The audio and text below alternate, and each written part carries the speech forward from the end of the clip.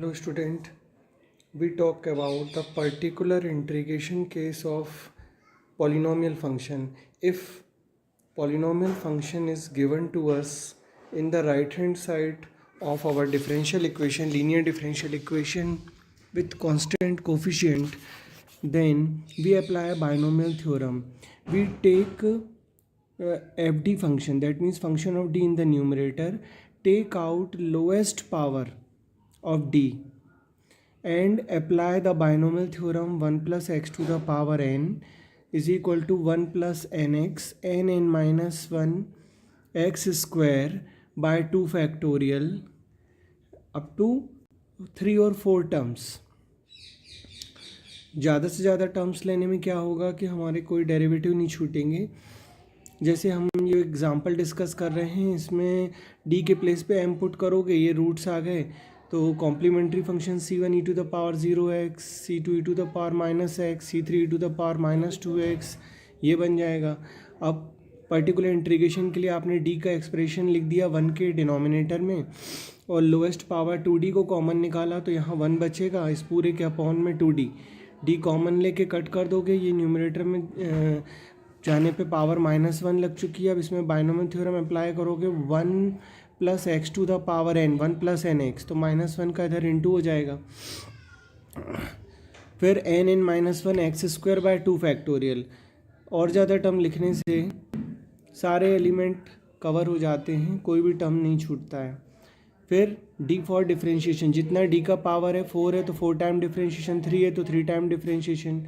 इस तरीके से करेंगे 1/d इंटीग्रेशन कर देंगे बाद में तो पर्टिकुलर इंटीग्रेशन आ जाएगा. इसी तरीके से कई बार 2-3 केस एक साथ हो जाते हैं, जैसे यहाँ एक्सपोनेंशियल केस, यहाँ ट्रिग्नोमेट्रिक साइन का केस जिसमें डी स्क्वायर के प्लेस पे माइनस ऑफ ए स्क्वायर रखते हैं तो -4 पुट कर देंगे, डी के प्लेस पे 2 रख देंगे और यहाँ पर बाइनोमियल वाला केस लग जाएगा. कई बार 2-2, 3-3 केस एक साथ लग जाते हैं, लेकिन ये ध्यान रखिएगा कि बीच में प्लस या माइनस का साइन होता है, मल्टीप्लाई का साइन नहीं है. मल्टीप्लाई के साइन रहेगा तो दूसरा केस अप्लाई होगा. तो ये मैंने आपसे डिस्कस किया बाइनोमियल वाला केस.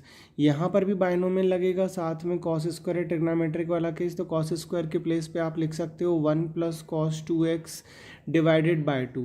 ये भी ट्रिग्नोमेट्रिक फार्मूला डिस्कस किया है. फिर आप यहाँ पर कॉस वाला केस लगा सकते हो, डी स्क्वायर की जगह माइनस ऑफ 2 स्क्वायर -4 लिख सकते हो.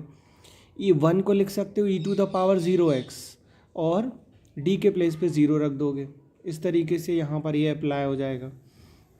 ये दूसरा केस है पर्टिकुलर का, e to the power ax into v x का कोई फंक्शन है. जब ऐसा होता है तो e to the power ax को आप आगे की तरफ लिख दो और d को रिप्लेस कर दो d प्लस a से. a क्या है? x का multiple in the power of e.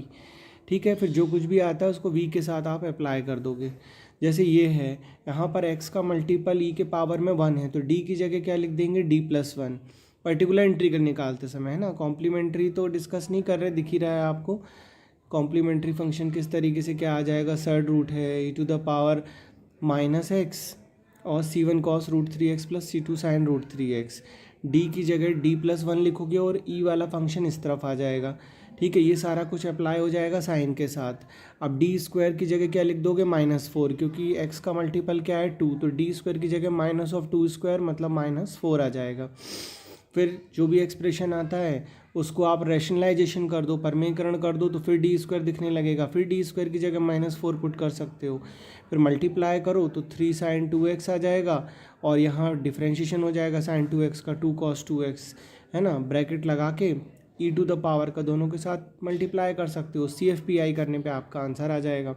Same rule यहाँ भी अप्लाई हो रहा है.